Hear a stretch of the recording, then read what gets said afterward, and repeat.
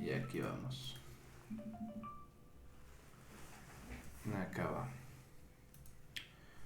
Entonces, la clase pasada estuvimos viendo como estas partes o la solución al problema de la cinemática directa a través de cadenas cinemáticas y la convención de Denavit. Ándale, ve nomás, qué hermoso traigo.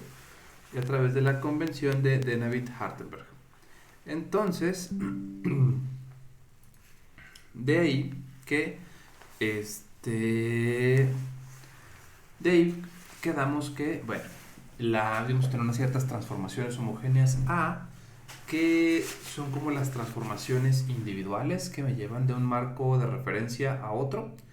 Y vamos a tener las transformaciones T, que son las que me llevan de una serie de marco a otro. O sea, no son, digamos que las AI son las transformaciones que me llevan de un marco a otro, siempre y cuando los marcos sean continuos, uno con respecto al otro, o sean seguidos, uno detrás de otro. Y las transformaciones T, que quedamos que eran transformaciones que me pueden llevar desde el marco 1 hasta el marco 7, o del marco 2 al marco 3, o del 0 al n, o del que sea. Y estas transformaciones T van a ser las que nos van a dar, de alguna manera, la solución a mi problema de la cinemática directa, que es, dadas la posición de mis articulaciones o del estado de las articulaciones, poder obtener dónde está el efector final. Mm, mm. El día no empieza sin café. Simplemente el día no puede empezar sin café. Órale pues, donde las matrices R son matrices de rotaciones y los vectores O son vectores de traslación entre los orígenes de los marcos de referencia, de cada marco de referencia. Ok, de aquí ya habíamos dicho que le vamos a incrustar marcos de referencia a cada enlace y vamos a conseguir una transformación homogénea que nos lleve de 0 a n, y esa va a ser la solución al problema de la cinemática directa. Porque dadas las coordenadas base o dadas las coordenadas de la base y dadas el estado de las articulaciones, yo puedo conocer la posición del efector. Órale pues. Y entonces vimos la convención de Denavit-Hartenberg, que dijimos que era poner, o era una forma de representar rotaciones de tal suerte que, de representar transformaciones homogéneas, de tal suerte que en vez de depender de 6 parámetros para una transformación homogénea general, al utilizar la convención de Denavit-Hartenberg de DH, pasáramos a tener transformaciones homogéneas que requieren de solamente 4 parámetros. Bueno, ok, ya que tenemos esta parte, dijimos que entonces una transformación general del tipo de Denavit-Hartenberg de H va a tener esta forma: el coseno de teta i, seno de teta i, seno de teta, coseno, seno, coseno, distancias, seno, coseno, y estas distancias que van a ser la representación del desplazamiento visto desde el marco de referencia I. Pero eventualmente lo vamos a ver mejor. Denme chance. Órale pues. Entonces de acá vimos la existencia de unicidad, vimos cómo llegar a o cómo justificar el uso de 4 parámetros para las transformaciones homogéneas en lugar de 6. Definimos los sentidos positivos de giro de los ángulos alfa y teta. Y lo que seguía era asignar los marcos de referencia. Esta parte es un poquito rara, un poquito confusa, pero bueno, pues hay que hacerla. Y aquí va. Entonces, ahí va. Lo primero que vamos a hacer a la hora de crear un sistema que cumpla las condiciones de Denavit-Hartenberg de DH van a ser asignar los marcos coordenados. ¿Cómo vamos a asignar los marcos coordenados? Bueno, es un proceso sistemático.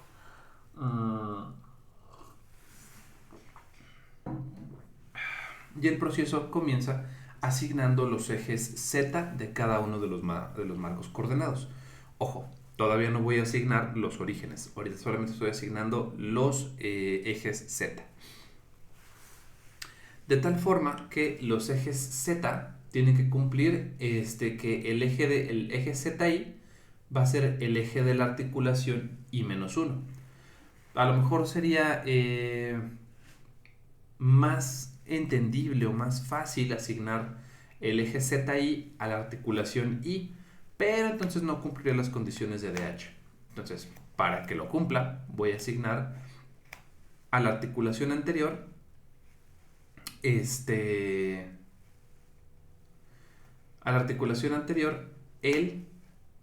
eje ZI. Ok, entonces en este ejemplo yo tendría que para el I+1, que es para este I-1, para este enlace I-1, tendría que el eje sería el ZI-2. Para el I sería el I-1. Y para la ligadura I+1 me quedaría el ZI, que es como dice ahí, aquí la I+1 le corresponde el ZI. A la articulación I+1 le toca el eje ZI. Órale pues.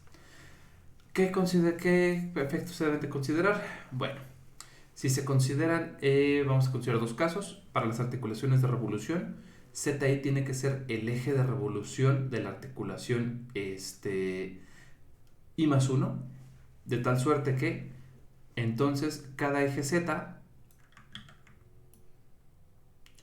tiene que ir, digamos, por donde gira por donde gira nuestro robot o por donde gira esa articulación. Y si es de desplazamiento, bueno, pues entonces el ZI tiene que ser el eje de traslación. Si digamos que esta cosa se moviera, que esta barrita se moviera hacia la izquierda y hacia la derecha, entonces necesitaríamos que el eje Z estuviera sobre ese eje de movimiento, digamos así. Pero bueno, no es el caso. El caso es, los ejes Z siempre van sobre los ejes de revolución o traslación. Y luego, ya que tenemos los ejes Z, vamos a asignar los orígenes. Los orígenes van a estar a lo largo de los ejes Z, en particular el Z0. Pero, ok. Entonces, primero asignamos todos los ejes Z a cada una de las articulaciones. Ya que terminamos con los ejes Z, vamos a establecer el marco de referencia 0. El marco de referencia 0 tiene que estar a lo largo del Z0, del marco de referencia Z, a lo largo del de la base del robot. Y se escogen X0 y Y0 de tal forma que se construye un marco de referencia derecho. Eso es, que cumplan la regla de la mano derecha. Ok. Esa es como que la parte fácil. Vamos a ir asignando los ejes Z a lo largo de cada uno de los links, a cada una de las articulaciones que unen a cada uno de los links o cada una de las vigas. Y entonces voy a definir un origen a lo largo del primer eje Z. En este caso sería esta de acá, sería este eje de aquí. Y entonces a lo largo de este eje tengo que elegir la base. Lo tengo que elegir convenientemente, regularmente, donde está el origen de coordenadas o el origen donde está la base fija de nuestro robot. Digamos que está aquí. Entonces ese sería, ahí puedo colocar yo mi origen, el origen del marco de referencia 0. Y entonces ya nada más restaría escoger X y Y, X0 y Y0.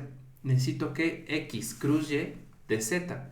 Entonces, naturalmente yo podría escoger un eje por acá que fuera mi X0 y un eje perpendicular, por acá que fuera mi Y0. Y verificando que cumple la regla de la mano derecha. Pueden poner sus dedos apuntando en X0, cerrar hacia Y0 y el dedo pulgar apunta hacia Z0. Eso es básicamente todo lo que hay que hacer en esta parte. Luego, ya que definimos el marco de referencia 0, Ahora sí, sistemáticamente vamos a ir poniendo, o vamos a ir señalando, o asignando, o incrustando los marcos de referencia desde el 1 hasta el n-1. Y ahí va.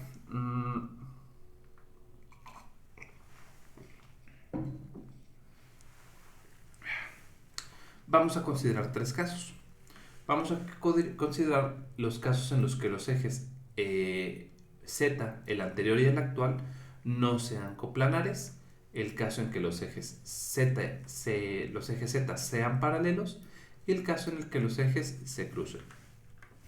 ¿A qué me refiero con esto? Vamos aquí, GeoGebra, calculadora 3D. Y ahí va. Entonces, vamos a tener, por ejemplo, un plano. Vamos a definir, por ejemplo, el plano z igual a 0. No. Vamos a poner x igual a 0. Ok. Y igual a 0. Ahí está. Definimos ese plano. Dos vectores que son coplanares son los que viven en el mismo plano o que están sobre la misma región azul. Llámese a lo mejor el vector 1,0,1 y a lo mejor otro vector que fuera el menos 2,0,5. Ahí está. Tenemos dos vectores u y b que son coplanares porque están viviendo sobre el mismo plano. Entonces, lo que estamos diciendo acá es que vamos a considerar dos casos. El primer caso es que los ejes Z y ZI no sean coplanares. Es decir, tenemos dos vectores que de alguna manera no están en el mismo plano. En ese caso, lo que vamos a hacer va a ser encontrar la línea perpendicular a ZI, a los dos ejes Z, y ese va a ser nuestro eje XY. Y ya de ahí lo que vamos a hacer es seleccionar el eje Y de manera que se construya un marco derecho con el eje XY. Ahora, ¿eso qué significa? Bueno, en este caso yo pudiera tener dos ejes ZI, los cuales, bueno, están, si los viéramos directamente o en el diagrama 2D, obviamente van a estar en el mismo plano, pero imagínense por favor que están un poquito desfasados y que estos vectores, en lugar de estar justamente así, están desplazados. Uno está aquí y otro está por acá. No están en el mismo plano. Entonces, entre estos dos vectores, tienen que encontrar una línea que sea perpendicular a ambos vectores, z y menos 1 y zi. Y sobre esa línea que sea perpendicular a ambos vectores, ese va a ser nuestro marco de referencia, perdón, va a ser nuestro eje XY. Entonces, si yo tengo aquí el z y menos 1 y el zi, voy a tener que este va a ser mi XY y voy a colocar y perpendicular a estos para que forme un marco coordenado derecho. Órale pues, caso 2. ¿Qué pasa si se cruzan los ejes? De alguna manera eso se cumple acá, porque si yo pudiera extender lo suficiente estas cosas, voy a extenderlo un poquito, voy a doblarlo un poquito. Si se cruzan estas cosas, bueno, entonces lo único que hacemos es escoger el origen a lo largo de ZI. De manera que nuestro XY sea el vector que va del origen al ZI-1.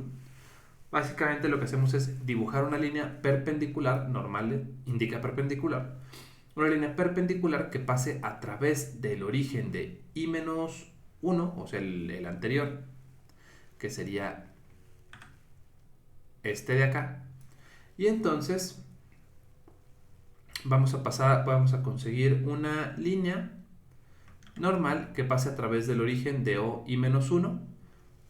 El origen de OI-1 estaría a lo largo de algún punto de esta cosa. Y ese va a ser nuestro eje XY. Ya de ahí el origen lo vamos a poner como donde corten el XY con el ZY, y Y se determina por la regla de la mano derecha. Entonces lo que haríamos sería dibujar una línea normal que pase a través del origen del marco de referencia o del ZY, y ese va a ser nuestro eje Y-1. Donde corten XY y ZY tendríamos pues una línea perpendicular, dibujaríamos aquí líneas normales, y de alguna manera donde corten mis ejes o mi eje XY, donde corte a mi ZY, ese va a ser el origen del siguiente marco de referencia.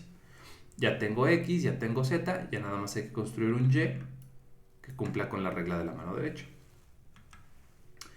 Y finalmente, aquí es... entonces expliqué el caso que no era, pero bueno. En este caso es en el que no se crucen o son paralelos. Y entonces lo que tendríamos es dos ejes completamente paralelos. Y entonces, literal, nada más van a elegir un vector que vaya de aquí a acá y que sea perpendicular, que pase por el origen de aquí. Y entonces ese vector, o si los dos ejes son paralelos, nada más vas a escoger donde crucen tu eje X, tu eje X de este lado, con el eje Z de acá, y ese va a ser nuestro nuevo eje X. Y cuando los ejes se cruzan, es lo que les dije, vamos a tener dos de estas cosas que se cruzan en algún punto, y van a conseguir que estos dos vectores que se cruzan generan un plano. Vamos a tener que XY debe ser perpendicular a este plano, y el origen va a ser el punto de corte entre estos dos. Entonces este va a ser el nuevo origen, el origen del siguiente marco de referencia, donde se corten esas cosas. Y al final ya definimos los marcos de referencia desde el 0, lo definimos en la parte 1. Fue como lo primero que hicimos, definir el marco de referencia 0 a través de la asignación de los ejes Z. Luego designamos los marcos desde el 1 hasta el penúltimo, hasta el n-1, a través de estas reglas. Y luego vamos a definir el marco final. El marco final va a ser el marco enésimo, que va a ser el marco del efector, o el marco donde está la herramienta. Y lo que vamos a hacer va a ser lo siguiente. Vamos a ver que el origen lo vamos a colocar simétricamente entre los dedos del gripper o de la herramienta que vamos a utilizar. Es decir, si estos son los dedos de mi gripper, el origen debe de estar colocado de manera simétrica, es decir, a la misma distancia de uno que del otro. Le acabo de reventar la tacha a mi gato. Bueno.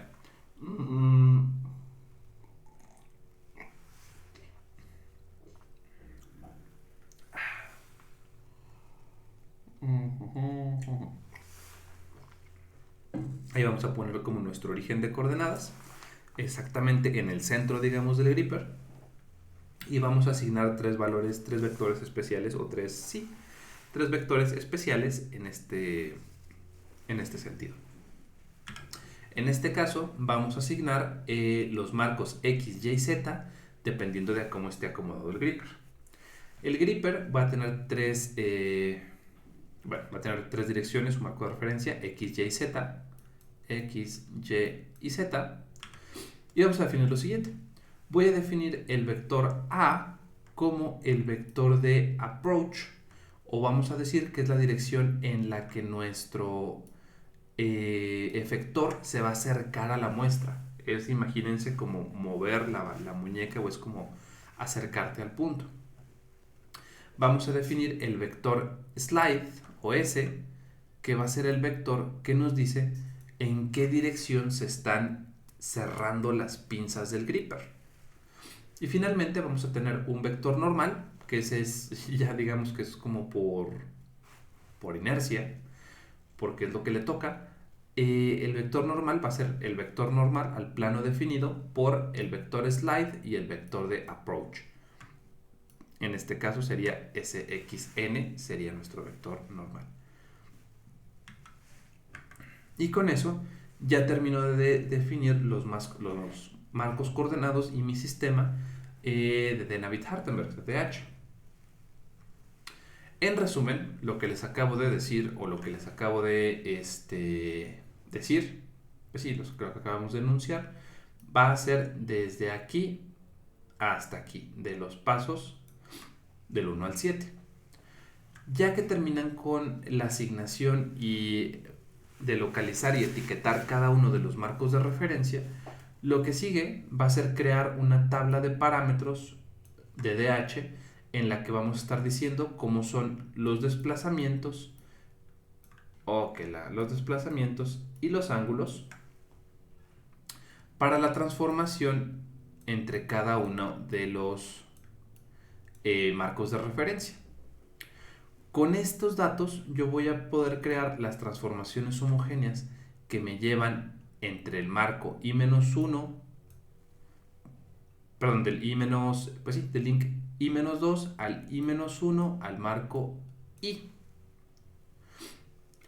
Y ya con esto, cuando yo tenga las transformaciones A que me llevan de un marco a otro, voy a poder calcular, voy a poder obtener una forma explícita para la transformación que me lleva desde el marco de referencia 0 hasta el marco de referencia n. Dígase la transformación desde 0 hasta n. Pero siento que esto no va a quedar del todo claro hasta que no veamos un ejemplo. Entonces vamos a intentarlo. Ok. En general, para las siguientes explicaciones o los siguientes ejemplos,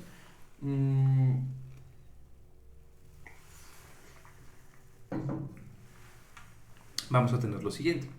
Vamos a tener que vamos a utilizar CI, va a ser nuestra abreviatura para el coseno de teta i. Vamos a definir la suma de dos teta 1 y teta 2 como teta 1, 2. Y coseno de teta 1 más teta 2 lo vamos a escribir como coseno de teta 1, teta 2, coseno 1, 2. Ok. Y entonces vamos a empezar a trabajar sobre esto. Vamos a empezar como un manipulador codo planar o plano. Es decir, un manipulador de codo que nada más se puede mover sobre el plano XY. Donde el plano XY pues es esta región de aquí, ¿no? Ok. Entonces vamos a ver cómo funciona esto. No sean malitos, les doy chance. Tomen por ahí captura de estas partes y vamos a ir haciendo cada una. Les doy ahorita 10 segunditos para que tomen foto, captura o lo que gusten de esto.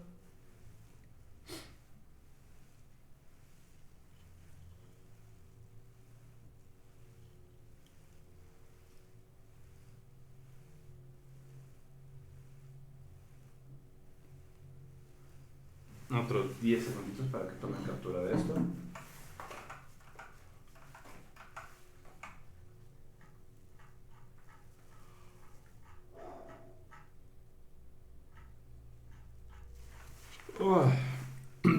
Y otros 10 segunditos para que tomen captura de esto.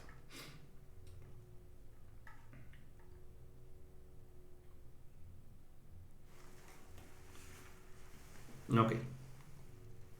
Entonces, ya si alguien quiere, puede sacar captura de esto para tenerlo a la mano.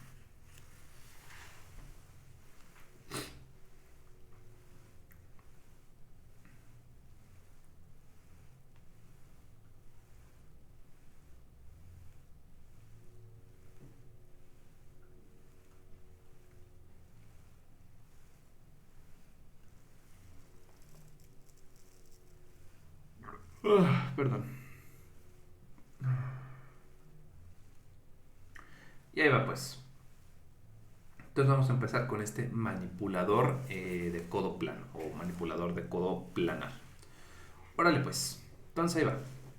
Vamos a tener lo que sigue. El paso 1 va a ser localizar cada uno de los ejes ZI.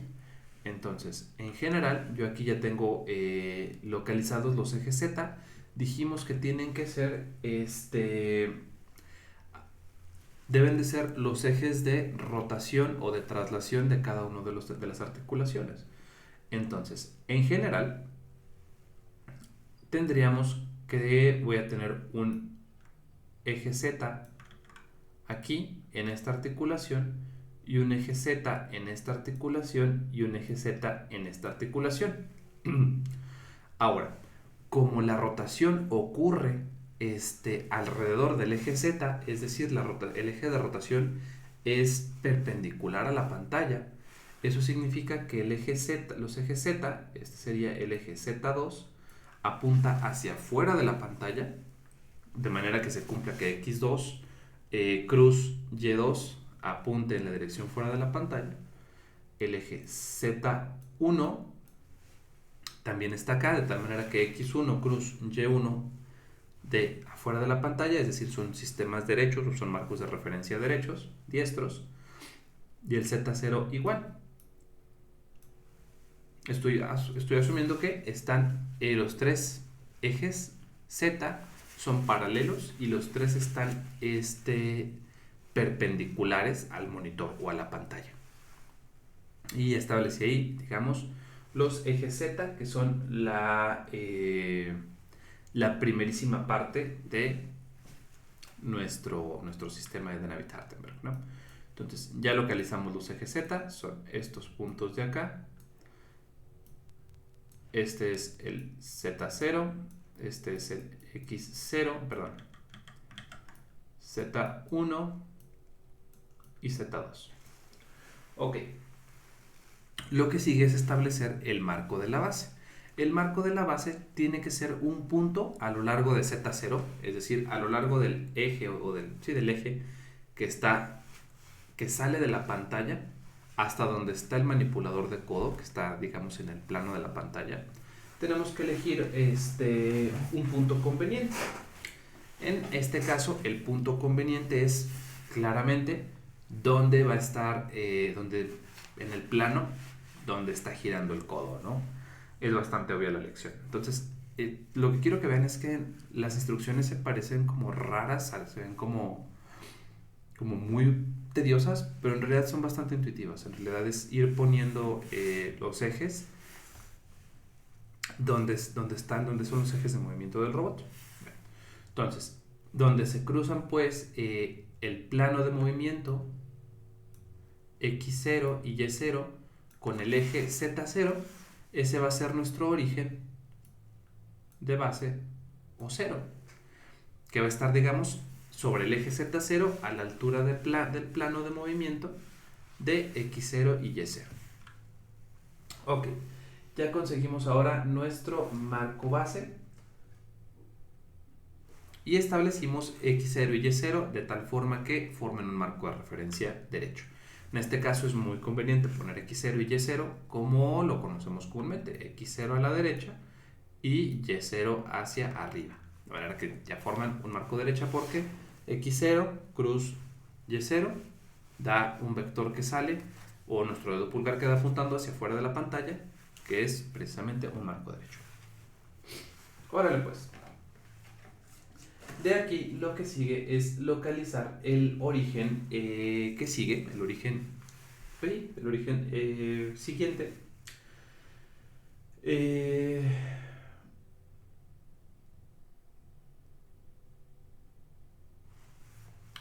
De alguna manera vamos a ponerlo donde los ejes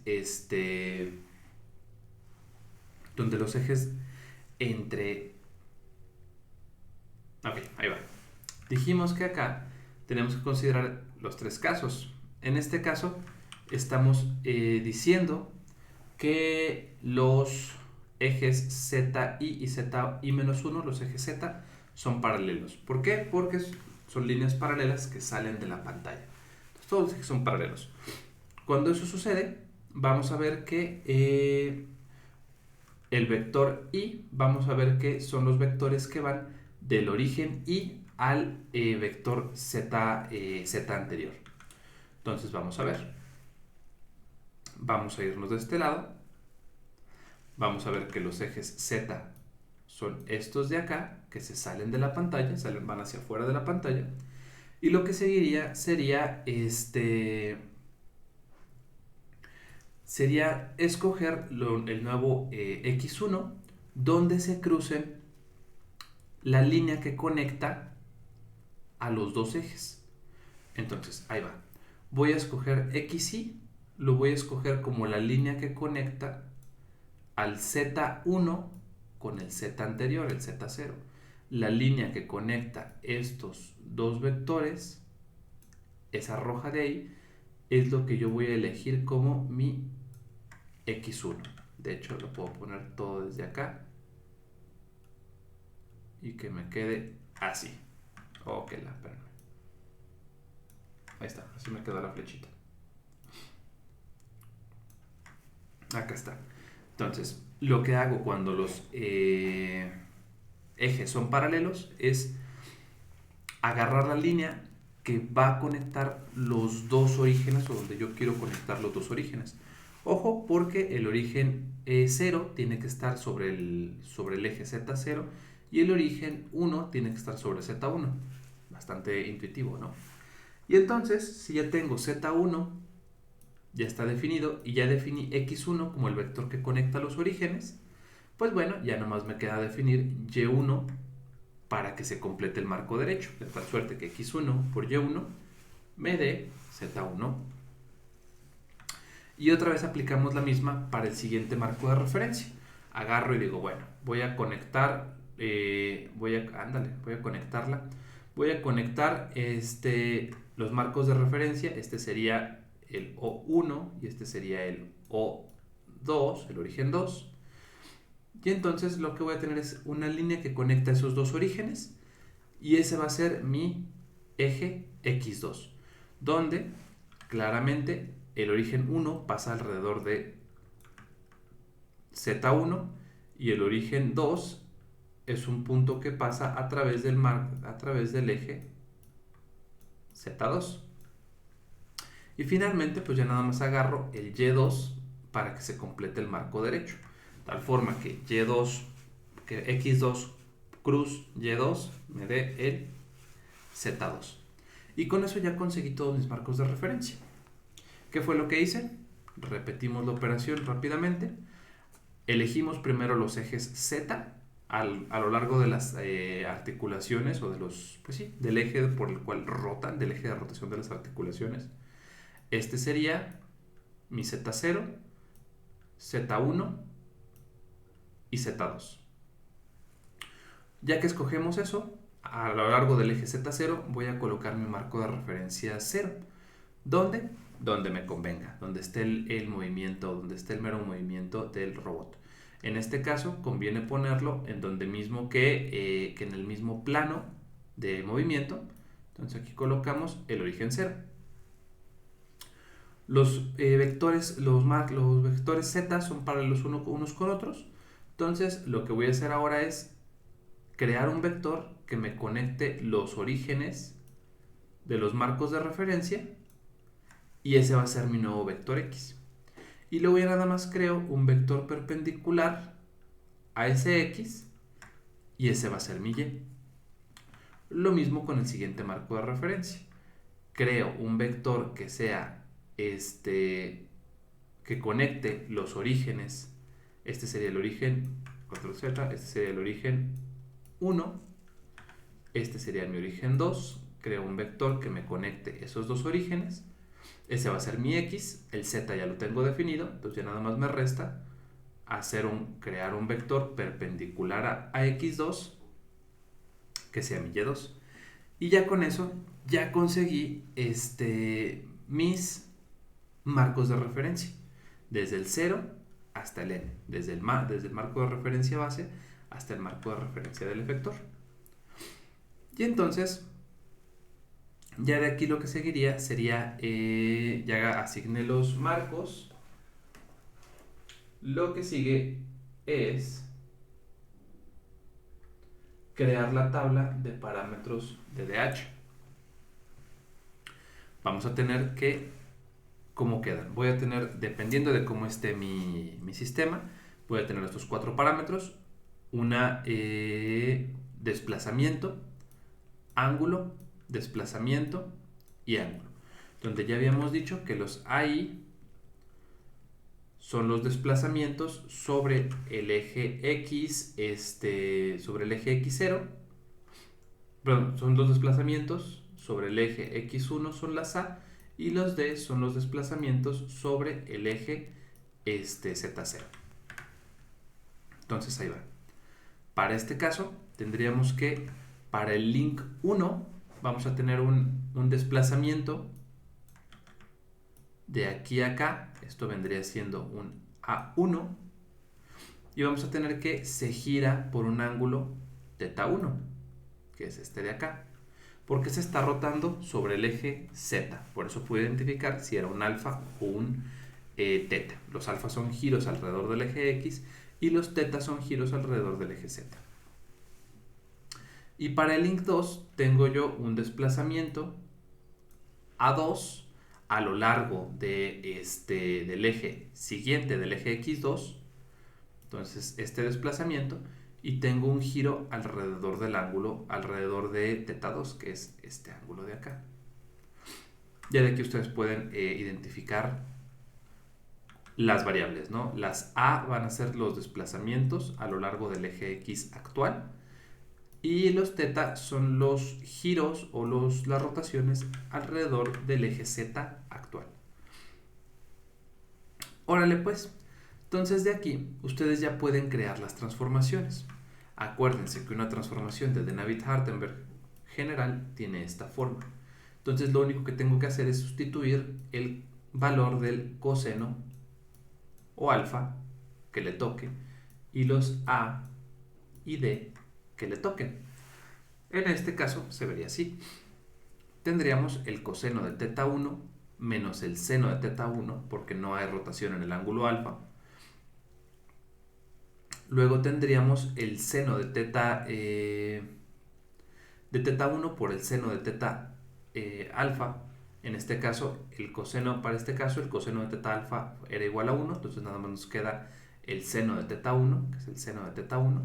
Acá tendríamos seno de 0, que es 0, entonces esto me queda un 0. Aquí tendríamos, de hecho déjenme lo empiezo de vuelta. Tendríamos acá coseno de θ1, coseno de θ1, seno de θ1, coseno de alfa i, que es 0. Entonces esto nos quedaría, coseno de alfa sería 0, perdón, sí, coseno de alfa sería 1, por el seno de θ1, que es esto de acá. Seno de θ1, coseno de seno de 0, me quedaría seno de θ1 por el seno de 0, que es 0. A1 por el coseno de θ1, A1 por el coseno de θ1, seno de θ1, seno de θ1, coseno de θ1, coseno de alfa 1, que es 0, entonces coseno de 0 es 1, por el coseno de θ1, nos queda el coseno de θ1, menos el coseno de θ1 por el seno de 0, eso es 0, nos queda esto. A1 por el seno de θ1 es A1 por el seno de θ1. Luego ya nos queda 0, seno de 0, 0, seno de 0, coseno de 0, coseno de 0 que es 1. DI, no hay traslaciones en el eje Z, entonces ese DI vale 0. Y el vector que habíamos dicho que es, digamos que para completar la matriz de 4×4. Y entonces ya tengo la transformación AI que me lleva del marco 0 al marco 1. Y lo mismo para el marco, para la transformación A2 que me lleva del marco 1 al marco 2. Esa sería la transformación A2. Nos queda igualita, pero con el coseno de θ2 y nuestro movimiento de la barra, nuestro desplazamiento A2 correspondiente a esta cosa, ¿no? Y entonces ya con eso construí mis transformaciones ahí, nada más de conocer los parámetros de H y de conocer la forma general de la transformación, que es esta de acá, la forma general. Le sustituyen los datos y ya está. Luego lo que seguiría sería conseguir la matriz de transformación TI. En este caso solamente tengo la transformación que va desde 0 a 1, que sería esta de acá, igualita a la matriz de transformación a 1, y la transformación que me lleva desde 0 hasta 2, que sería la matriz de transformación de 0 a 2, que sería vil y vulgarmente la matriz A1 por la matriz A2, la composición de estas funciones.